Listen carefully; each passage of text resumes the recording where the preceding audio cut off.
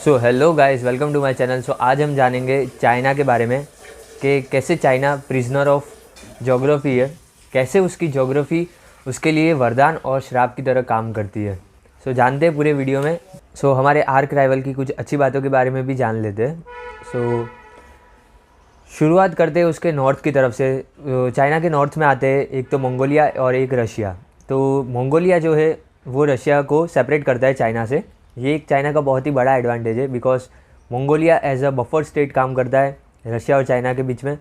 और ये रशिया के लिए भी एक अच्छी बात है। रशिया की ज्योग्राफी पे एक अलग से वीडियो लेके आ जाऊँगा। अभी जो चाइना का जो मंचूरिया वाला रीजन है वो रशिया के साथ डायरेक्टली अटैच में है, लेकिन उसके अंदर भी उसको एक बेनिफिट है। वो ये है कि रशिया का जो वो वाला पार्ट है वो एक साइबेरियन पार्ट है और उसके अंदर ठंडी बहुत ही ज़्यादा पड़ती है, जिसकी वजह से रशिया की जो भी पॉपुलेशन है वो उसकी ईस्ट साइड पे कम रहती है, वेस्ट साइड पे ज़्यादा रहती है। सो साइबेरियन वाले रीजन में अप्रोक्सीमेटली 7 मिलियंस के आसपास रशिया की पॉपुलेशन रहती है। और चाइना की जो मंचूरिया वाली रीजन है वहाँ पे बीजिंग भी आया है। सो वहाँ पे चाइना की अप्रोक्सीमेटली 100 मिलियन की आसपास उसकी पॉपुलेशन रहती है। और दूसरी बात ये कि जो रशिया के साथ अभी रशिया के ऊपर बहुत सारे सेंक्शंस लग चुके हैं, तो वो चाइना के ऊपर बहुत ही ज़्यादा डिपेंडेंट हो चुका है। और बहुत सारी चीज़ों के लिए भी रशिया वैसे भी डिपेंडेंट है। उसको एक्सपोर्ट भी करना है तो अभी चाइना पे डिपेंडेंट है, इंपोर्ट करना है तो अभी चाइना पे डिपेंडेंट है। सो रशिया जो चाइना के जो नॉर्थ वाला रीजन है वो कम्प्लीटली उसके लिए सेफ़ रीजन है और उधर से उसके ऊपर कोई भी अटैक नहीं हो सकता। और ना ही तो रशिया अभी करने का ट्राई भी करेगा और ना ही तो मंगोलिया में इतनी कैपेसिटी है कि वो चाइना पे अटैक कर पाए। और चाइना को मंगोलिया से इतना ज़्यादा फ़र्क भी नहीं पड़ता है, बिकॉज़ वो बहुत ही कमज़ोर कंट्री है। और बीच में उनका एक गुपी डेजर्ट भी पड़ता है जो कि मंगोलिया और चाइना के बीच में एक बफर स्टेट की तरह काम में यूज़ होता है। सो ये गोपी डेजर्ट भी एक बहुत ही बड़ा एडवांटेज है चाइना के लिए, जो कि उसको नॉर्दर्न अटैक से बचाता है। अब थोड़ा सा ईस्ट की तरफ चलते हैं, फिर थोड़ा सा नीचे की तरफ चलेंगे। ईस्ट में चाइना की बॉर्डर लगती है नॉर्थ कोरिया के साथ, जो कि उसकी हालत तो रशिया से भी बदतर है। और वो इसीलिए चाइना का बहुत ही अच्छा अलाई है। और अलाई क्या है, मतलब उसी का एक स्टेट है, पूरा का पूरा उसी पे डिपेंडेंट रहता है। ना ही तो उसके पास कुछ है न्यूक्लियर वेपन्स के अलावा। तो नॉर्थ कोरिया भी अटैक करने के बारे में सोचेगा नहीं चाइना के ऊपर, बिकॉज पूरी उसकी जो भी अभी खा रहा है पी रहा है वो चाइना के ऊपर ही कर रहा है। और फिर चलते एक उसको थोड़ा सा ताइवान के ऊपर से थोड़ा सा खतरा है, लेकिन उसके बारे में बाद में बात करेंगे। अभी चलते थोड़ा सा साउथ की तरफ के वियतनाम है। वियतनाम एक कम्युनिस्ट कंट्री है और चाइना भी एक कम्युनिस्ट कंट्री है। वैसे तो दोनों के रिश्ते बहुत ही अच्छे होने चाहिए, लेकिन दोनों में खटास बहुत ही ज़्यादा है, बिकॉज दोनों का आपसी तालमेल इतना ज़्यादा है नहीं। इसीलिए चाइना वहाँ पे उसको थोड़ा सा खतरा रहता है, लेकिन वियतनाम इतनी पावरफुल कंट्री भी नहीं है। तो चाइना अपने थोड़े से ट्रूप्स वहाँ पे डिप्लॉय करके बहुत ही सेफ़ तरीके से रहता है, उसको इजीली हैंडल कर लेता है वियतनाम को। उसमें उसको ज़्यादा प्रॉब्लम आती नहीं है। लेकिन हाँ, उससे ऐसा तो मान सकते हैं कि थोड़ा सा तो खतरा रहता है। अब आते हैं लाओस की तरफ और म्यांमार की तरफ। सो ये जो कंट्रीज़ है, ये कंट्रीज़ के जहाँ पे उनकी बॉर्डर्स टच होती है चाइना के साथ, वहाँ पे एक बहुत ही घना जंगल है। सो वहाँ पे एंटर कर पाना एक मौत को दावत देने जैसा होता है। सो वहाँ से तो अटैक हो ही नहीं सकता चाइना के ऊपर, और कोई म्यांमार और लाओस ट्राई भी नहीं करेंगे ये चाइना पे अटैक करने का। और ये जंगल एक बैरियर की तरह भी काम करेगा चाइना के लिए। और अभी आते इस साइड पे अरुणाचल प्रदेश के वहाँ पे, और अरुणाचल प्रदेश से लेके हिमाचल तक एक हिमालयन बेल्ट है, जिसकी वजह से चाइना और इंडिया दोनों सेपरेट रहते हैं, जिसी की वजह से आज तक चाइना और इंडिया में बहुत ही बड़ा बैटल नहीं हुआ। ये जो ज्योग्राफी है हिमालयन और ये इंडिया चाइना की पैसिफिक के साइड, जो कि यूएसए और चाइना को डिवाइड करता है पैसिफिक ओशन, और हिमालयन ट्रेंच जो कि इंडिया और चाइना को डिवाइड करती है। यही एक बहुत ही बड़ा रीज़न है जो कि वर्ल्ड की 40% सिविलाइजेशन आज तक जिंदा है, वरना ये तीनों कंट्रीज आपस में झगड़ के कब के 40% सिविलाइजेशन को 50% को ख़त्म कर चुके होते हैं। 1962 की वॉर छोड़ दो, उसके अलावा आज तक हिमालयन ट्रेंच की वजह से ही इंडिया और चाइना के बीच में बहुत ही बड़ा वॉर नहीं हुआ, बिकॉज यहाँ पे वॉर कर पाना एक बहुत ही मुश्किल काम है इतने ठंडे क्लाइमेट में और इतनी ऊंची जगह पे। एक वॉर कर पाना बहुत ही कठिन काम है। उसी की वजह से अभी तक ना ही तो इंडिया तो कभी करेगा नहीं सामने से, लेकिन ना ही तो चाइना ने कभी ट्राई किया है, ना ही तो कभी वो सोचता है कि इतनी जल्दी वो अटैक कर दे इंडिया पे। जो भी करता है 7 बार सोच के करता है, ठीक है। अब आ जाते हैं चाइना के वेस्ट के साइड। वेस्ट के साइड पे उसके ताजिकिस्तान, किर्गिस्तान, उज़्बेकिस्तान, कज़ाकिस्तान। सो ये जो कंट्रीज़ है ये टोटली पहले तो रशिया के कंट्रोल में थी और यूएसएसआर के अंडर में आती थी। फिर जब यूएसएसआर के टूट के ये जब नई कंट्रीज़ बनी तभी भी ये रशिया पे बहुत ही ज़्यादा डिपेंडेंट थी। लेकिन अभी कुछ ऐसा देखने को मिला है कि ये अभी थोड़ी सी इंडिपेंडेंट हो गई है, रशिया पे इतना ज़्यादा डिपेंड करती नहीं है। अब चाइना की तरफ भी थोड़ा सा उनका झुकाव हो गया है। पहले तो ये रशिया पे रिसोर्सेज के लिए डिपेंडेंट रहती थी, लेकिन अब चाइना पे मैन्युफैक्चर्ड गुड्स के लिए डिपेंडेंट रहती है। सो ये इतनी पावरफुल कंट्रीज़ भी नहीं है कि चाइना पे अटैक कर दे, तो ये यहाँ से भी चाइना बहुत ही ज़्यादा निश्चिंत रहता है। और कज़ाकिस्तान को छोड़ दे तो बाकी सारी जगह पे तो माउंटेन्स है, तो वहाँ से तो अटैक ज़्यादातर होता नहीं है। सो कज़ाकिस्तान से एक थोड़ा सा खतरा रहता है, बट उसमें इतनी पावर है नहीं अभी कि वो चाइना पे अटैक करे। सो ये इस तरीके से चाइना की जो ज्योग्राफी है उसके लिए एक वरदान की तरह काम करती है। चाइना जहाँ पे 14 कंट्रीज़ के साथ बॉर्डर शेयर करता है फिर भी इतने निश्चिंत हो गए ये रह पाता है, उसका एक रीज़न यही है कि चाइना के इतने एरियाज़ इस तरीके से सेफ़ है। लेकिन अब जान लेते हैं कि यही ज्योग्राफी उसके लिए श्राप का कारण कैसे बनी हुई है। तो अब इस ज्योग्राफी के नेगेटिव पॉइंट्स के बारे में भी थोड़ा सा जान लेते हैं। तो शुरुआत करते हैं वापस से नॉर्थ के। सो नॉर्थ में चाइना को 2 कंट्रीज़ पड़ते हैं, एक तो है मंगोलिया, एक है रशिया। तो मंगोलिया तो हमने समझ लिया कि मंगोलिया से तो ज़्यादा खतरा है नहीं, बट एक खतरा ऐसा है कि मंगोलिया का जो साउथ पार्ट था वो चाइना ने कैप्चर किया हुआ है। तो मंगोलिया भले ही इतना पावरफुल नहीं है, लेकिन उसको याद है कि उसका साउथ पार्ट चाइना ने कैप्चर किया हुआ है। तो कभी ना कभी अगर जब मौका मिला तब मंगोलिया भी चाइना के फेवर में कुछ काम नहीं करेगा, उससे एक दूरी बना के रखेगा। आज उसको ज़रूरत है तो वो काम कर रहा है। ये इंटरनेशनल पॉलिटिक्स ऐसे ही काम करती है, जो ज़रूरत है वो अपना दोस्त है, जो ज़रूरत नहीं वो अपना एनिमी है। और अब जान लेते हैं रशिया के बारे में। वर्ल्ड में सिर्फ 4 ही कंट्रीज़ ऐसी है जो कि सुपर पावर बनना अभी सुपर पावर बनने की लाइन में है और बनना अभी डिज़र्व करती है और बनना चाहती है। उसमें से एक है रशिया, एक है चाइना, इंडिया और यूएसए। सो ये जो 3 बॉर्डर्स है ना, चाइना की रशिया के साथ और चाइना की इंडिया के साथ, ये जो 3 कंट्रीज़ है ना, रशिया, चाइना और इंडिया, इन तीनों की आपस में बॉर्डर्स लगती है। सो ऐसा नहीं समझ सकते कि रशिया भले अभी वीक है, उसके ऊपर सैंक्शंस लग गए, लेकिन ऐसा नहीं है कि वो सुपर पावर नहीं बनना चाहता। आज भी वो डिफेंस सेक्टर में बहुत ही ज़्यादा पावर होल्ड करता है, एक ऐसी आर्मी होल्ड करता है जो कि चाइना को आज भी एक कड़ी टक्कर दे पाएगी। और इसीलिए चाइना उस पर अटैक करने की नहीं सोचता, और रशिया जिस दिन मौका मिला चाइना पे भी अटैक कर सकता है, जिस दिन उसको चाइना की ज़रूरत ख़त्म होगी। आज उसके ऊपर सैंक्शंस है, उसी की वजह से आज वो चाइना को अपना फ्रेंड बना के रख रहा है और थोड़ा सा हल्के में ले रहा है। लेकिन जब उसके ऊपर सैंक्शंस हट जाएंगे तब वो भी चाहेगा कि वो भी एक सुपर पावर बने, जैसे कि चाइना, इंडिया अभी बनना चाहते हैं। सो वो चाइना को ज़्यादा इंपॉर्टेंस और चाइना को ज़्यादा आगे बढ़ने देगा नहीं। सो ये एक उसका नेगेटिव पॉइंट है कि उसकी एक चाइना के साथ ज्योग्राफी का उसका एक नेगेटिव पॉइंट है कि उस चाइना की रशिया के साथ एक अच्छी खासी बॉर्डर लगती है मंचूरिया के साइड पे। अब जान लेते हैं ईस्ट साइड पे चाइना का पैसिफिक ओशन पड़ता है। लेकिन पैसिफिक ओशन से पहले, पैसिफिक ओशन तो यूएसए और चाइना को डिवाइड करके रखता है, लेकिन यही पैसिफिक ओशन के पहले उसकी 2 कंट्रीज और पड़ती है जो कि यूएसए की अलाई है, और वो है जापान और ताइवान। और नीचे साउथ की तरफ हम लोग चलेंगे जब फिलीपींस का भी मैं नाम लूँगा। लेकिन अभी जापान यूएसए का एक बहुत ही बड़ा एलाई है और ताइवान को अनऑफिशियली भी यूएसए सपोर्ट करता है।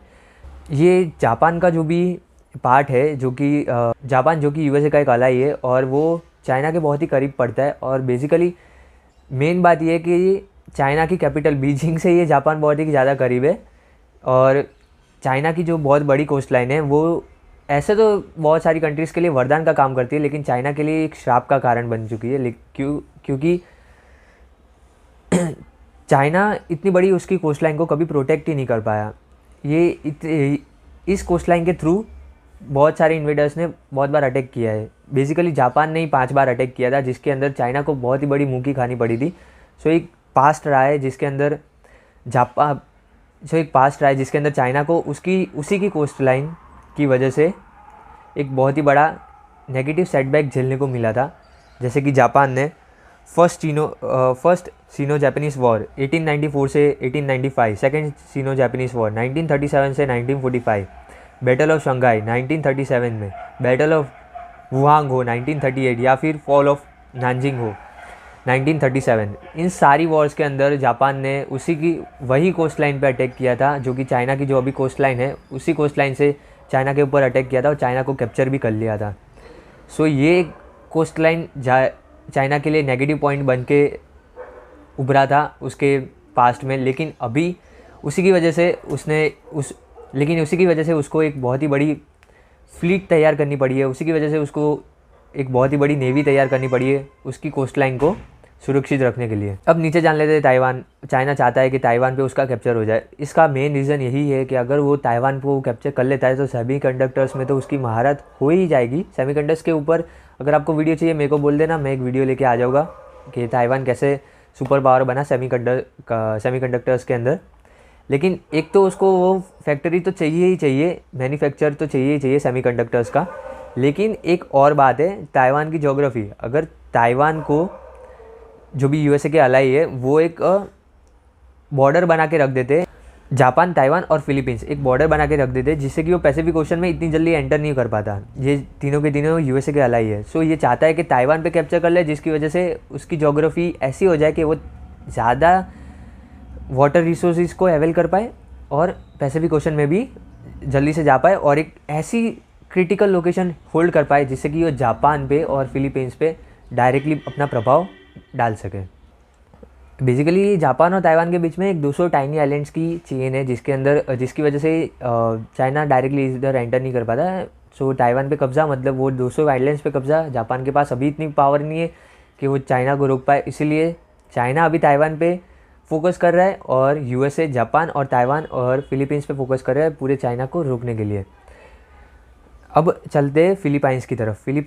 अब चलते हैं आसियान कंट्रीज़ की तरफ। आसियान कंट्रीज़ वैसे तो यूएसए के अलाइज है, लेकिन वैसे इंडिपेंडेंटली भी काम करते हैं, जो कि चाइना के लिए भी चाइना जो भी आइलैंड्स पे वो क्लेम करता है ना कि ये आइलैंड्स उनके आसियान कंट्रीज़ के अंदर, उसकी वजह से उसकी आसियान कंट्रीज़ के साथ इतनी ज़्यादा नहीं बनती। बहुत सारी आसियान कंट्रीज़ उसके खिलाफ़ काम करती है, जैसे कि फिलीपींस। और फिलीपींस अभी उसी के लिए यूएसए के साथ अलाइड रहती है, बिकॉज अभी कभी भी उसके ऊपर अटैक हो जाए तो इंडिया और यूएसए मिलकर चाइना को रोक पाए। सो ये एक बैरियर की तरह काम करता है, बिकॉज चाइना का जितना भी एक्सपोर्ट या फिर इंपोर्ट होता है वो मलाक्का स्टेट के थ्रू होता है। मलाक्का स्टेट आसियान कंट्रीज़ के अंदर ही पड़ता है। उसका 40% जो ऑयल ट्रेड है, वर्ल्ड का जो 40% ट्रेड है वो भी मलाक्का स्टेट से होता है। और दूसरी बात कि चाइना का जो 90% इंपोर्ट है ऑयल का, वो भी मलाक्का स्टेट से होता है। सो ये बहुत ही वीक पॉइंट है एक चाइना का, जो कि मलाक्का स्टेट। और यहाँ पर अगर वो आसियान कंट्रीज़ को अपने तरफ मना भी लेता है, जो कि इतनी अभी पॉसिबल लग तो नहीं रहा, लेकिन अगर हाइपोथेटिकल सिनेरियो में मान लेते कि अगर चाइना आसियान कंट्रीज़ को मना लेता है कि वो उसकी तरफ हो जाती है आसियान कंट्रीज़ सारी की सारी, तो भी इंडिया एक पावरफुल लोकेशन होल्ड करता है अंडमान एंड निकोबार के साइड पे। उनके आइलैंड्स है जो कि मलाक्का स्टेट पे डायरेक्ट एंट्रेंस पे ही एक गेट का काम करते हैं। तो वहाँ से इंडिया उसकी जो भी एक्सपोर्ट है और इंपोर्ट है उसको वहाँ पे ब्लॉक कर सकता है। जब भी चाइना ट्राई करता है कभी भी हिमाचल पे या फिर अरुणाचल प्रदेश पे कोई अटैक करने का, तब इंडिया वहाँ से उसका इंपोर्ट एक्सपोर्ट ब्लॉक कर देता है, जिसकी वजह से चाइना को एक बहुत ही बड़ा इकोनॉमिक लॉस झेलने को मिलता है। इसी ब्लॉकेड को उसने बाईपास करने के लिए बहुत सारी जगह पे अपना belt and road initiative start किया है और बहुत सारी जगह पे अपने इन्वेस्टमेंट्स भी कर रहा है, जैसे कि पाकिस्तान में कराची पोर्ट और बांग्लादेश में भी एक पोर्ट बना रहा है, म्यांमार में वो पोर्ट बना रहा है, जिससे कि वो उसको बाईपास कर सके। लेकिन वो अभी इतना ज़्यादा सक्सेसफुल हुआ नहीं है, लेकिन देखते हैं फ्यूचर में होता क्या है। अब चलते हैं इंडिया की तरफ। एक्चुअली में चाइना को एक ऐसा नेबर मिला है जो कि उसको टक्कर देने के काबिल है। सो चाइना इंडिया से बहुत ही ज़्यादा डरता है, बिकॉज ये एक इमर्जिंग जायंट है जो कि चाइना को ईजिली बाईपास कर सकता है। सो उसी की वजह से वो इंडिया से बहुत ही ज़्यादा डरता है। और इंडिया की जो भी आर्मी स्ट्रेंथ है, भले आज हमारी जो आर्मी है उसकी टेक्नोलॉजी चाइना के बराबर शायद से नहीं होगी, लेकिन हमारी जो आर्मी पर्सनल्स है और जो हमारी आर्मी है वो वर्ल्ड में सबसे बेस्ट मानी जाती है, जिसके कारण वो चाइना हमसे, इंडिया से डरता है कि कल कुछ हो गया और इंडिया ने हमला कर दिया तो चाइना को बहुत ही बड़ा इकोनॉमिक लॉस झेलने को मिल सकता है, जिसकी वजह से उसके सुपर पावर बनने का जो ड्रीम है वो खतरे में आ सकता है।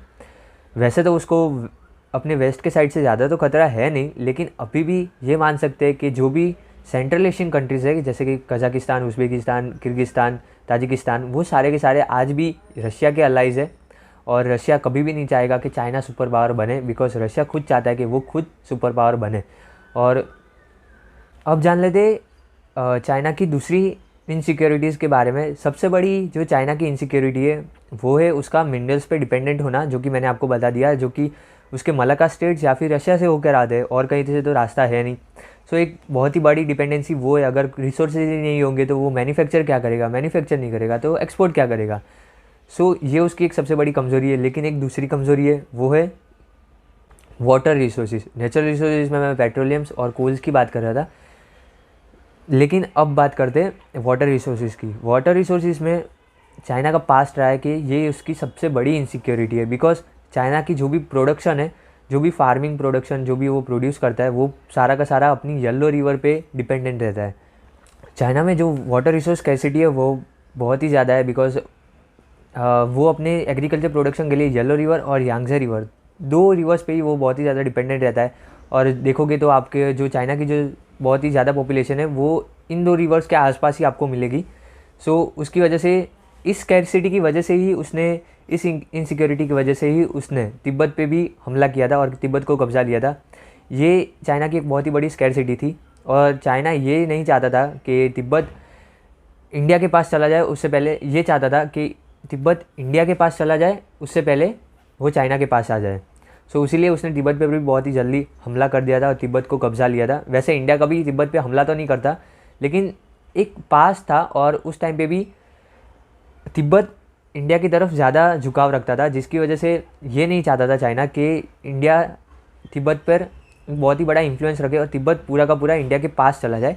ये चाइना कभी भी नहीं चाहता था, इसलिए उसने तिब्बत पर भी कब्जा कर लिया। बिकॉज तिब्बत से बहुत सारी रिवर्स निकलती है जो कि चाइना की इलेक्ट्रिसिटी नीड्स को तो पूरा करती है, लेकिन वाटर स्कैर्सिटी को भी पूरा करती है। क्योंकि तिब्बत येलो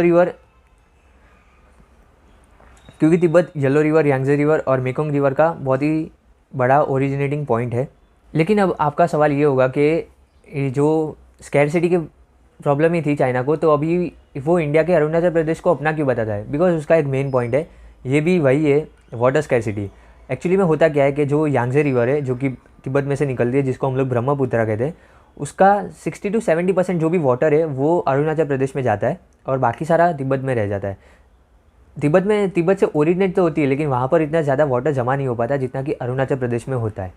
सो उसी की वजह से वो अरुणाचल प्रदेश को अपना बताता है। और एक मेन चीज़ ये भी है कि इंडिया की जो अग्नि-5 मिसाइल है, बैलिस्टिक मिसाइल है, वो अगर इंडिया अरुणाचल प्रदेश में डिप्लॉय कर दे तो बीजिंग को आराम से कवर कर लेगा और बीजिंग के ऊपर आराम से अटैक कर पाएगा।